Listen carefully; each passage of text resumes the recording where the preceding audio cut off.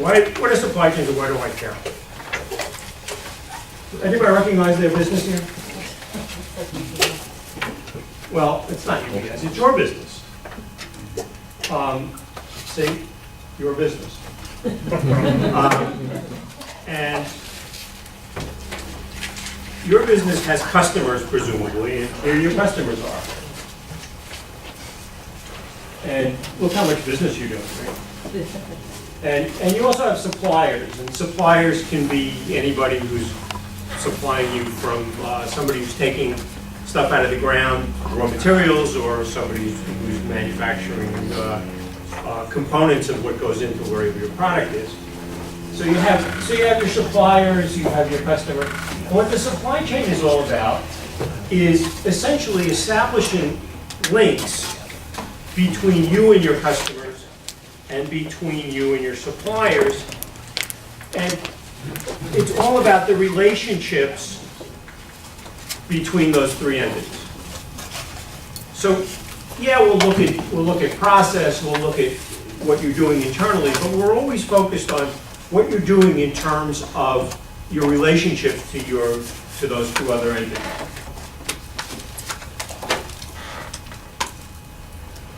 The objective is to align your needs and align your business processes rather to your customers' needs. Because what we want is that we want to be doing our activities as close to what our customers are requiring as we possibly can. So customers' needs may revolve around packaging, for example. Are we packaging our product in a way that the customer can best utilize it when he gets it? The customer may not be an end user that's actually taking it out of the box and using it. It may be somebody that's using it as a component in some other activity. Delivery frequency. We're sort of geared to think about things in terms of delivering to our customers as often as possible. If we can send just in time, we can send it every 5 minutes, we'd send it every 5 minutes.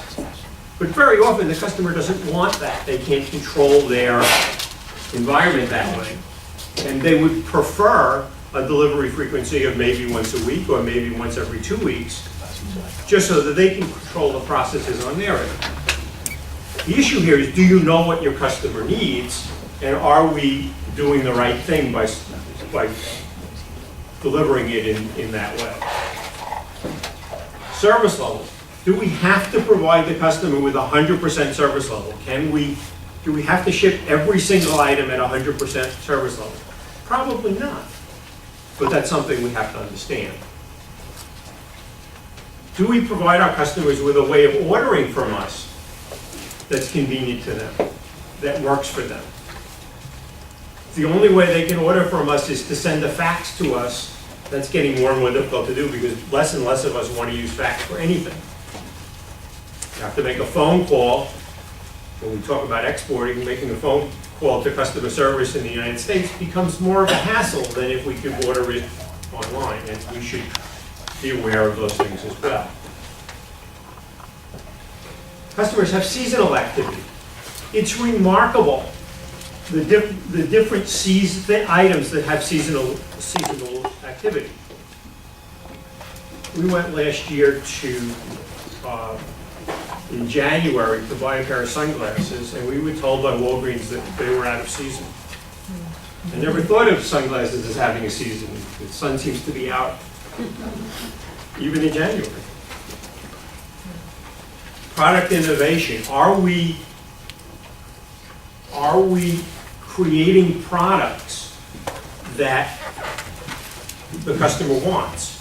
Are our products distinct from other of our competitors, and are we matching our customer needs? Customers may have sustainability initiatives. What sustainability initiatives? Things like minimizing packaging, using energy wisely, things like that. If customers have sustainability initiatives, are we doing our part to help our customers with those sustainability initiatives, etc.?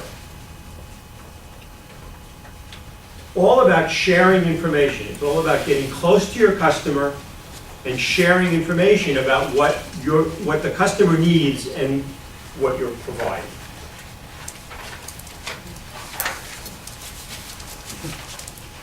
Aligning your business processes of your suppliers with your needs. It's the other side of the coin. Same issues apply. You're worried about packaging. Are your suppliers packaging things the way you need them? Delivery frequency, service levels, the same discussion, but this now from the other side. Seasonal activity, product innovation, and sustainability initiatives. The key, of course, is again relationships.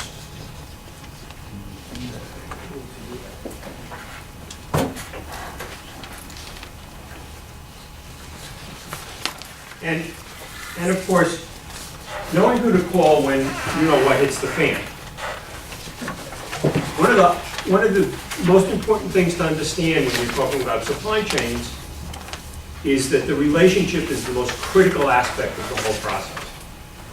So what you want to know, now if life is good, if everything's running normally and no problems ever happen, then you could, who cares how you deal with people? You can order off their internet site, you can do things all over the place without a problem.